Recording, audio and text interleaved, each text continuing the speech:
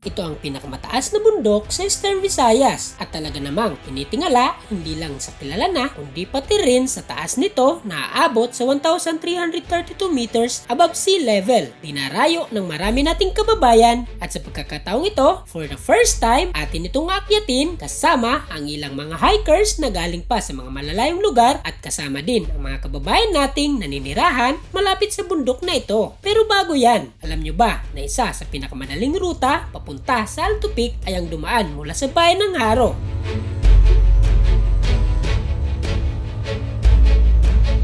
Hey, what's up guys? Ang po si Joseph Pasalo at nandito po tayo ngayon sa bayan ng Haro, ito sa probinsya ng Leyte, para akyatin ang pinakatuktok ng bundok na ito, ang Alto Peak ng Mount Amandiwin. Pasado alas 10 na ng umaga nang simulan namin ang aming paglalakad na nagmula sa Barangay Rubas kung saan ang drop-off point papunta sa Alto Peak. So guys, itong daanan na to, ito yung pinaka drop-off point mula dun sa Barangay Rubas. So papunta dito, pwede kayong sumakay ng habal-habal, pwede rin kayong maglakad mula sa proper ng Rubas.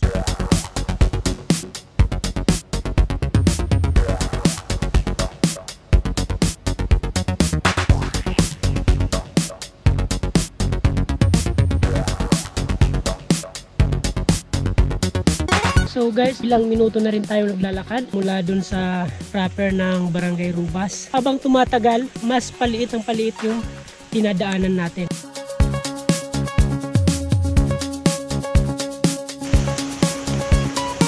Sa ganda ng mga trails na madadaanan ay hindi mo alintana ang pagod at ang oras na lumilipas.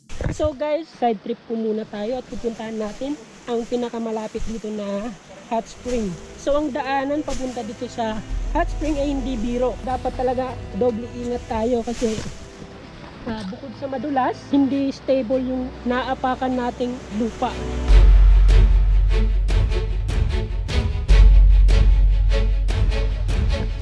So guys, nandito na po tayo sa hot spring at kung makikita nyo sa likuran ko, ang mini pool na ito, nakatamtaman lang ang init ng tubig at talaga namang mainggan nyo kang maligo dito.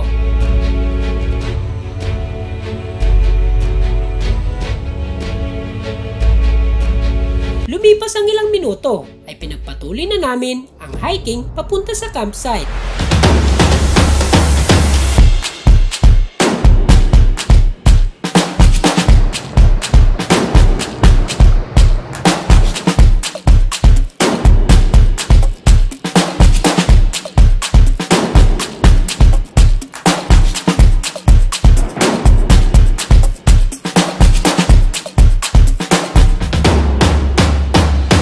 Alauna na ng hapon nang makarating kami sa campsite. Tamang-tama lang para makapag-relax at makapaglatag ng mga tent na dala namin.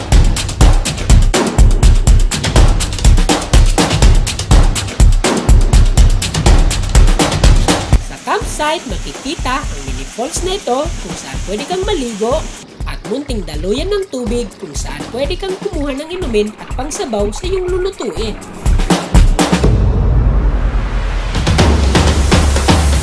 Kinabukasan ay sinimulan na namin ang aming pag-akyat papunta na mismo sa pinakatuktok ng bundok.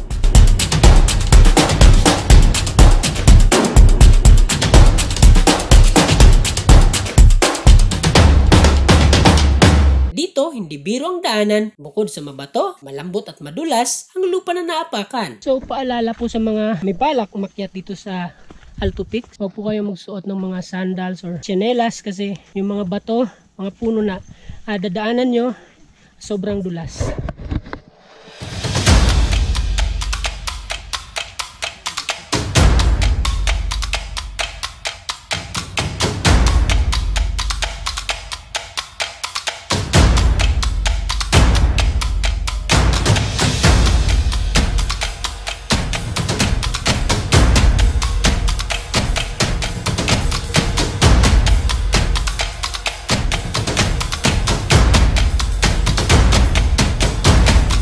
Kailangan mo ding mag-rappel ng 300 meters papunta sa pinakatuktok ng bundok.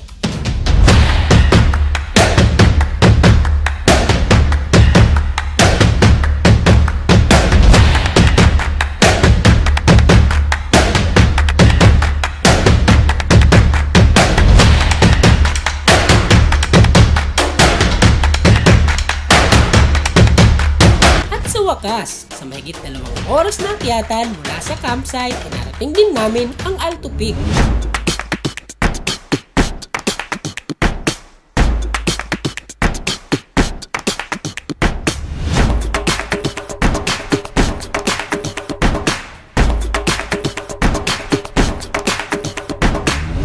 Dito ay para ka talagang nasa langit. Sa kapal ng ulap, halos zero visibility na ang tanawin sa paligid.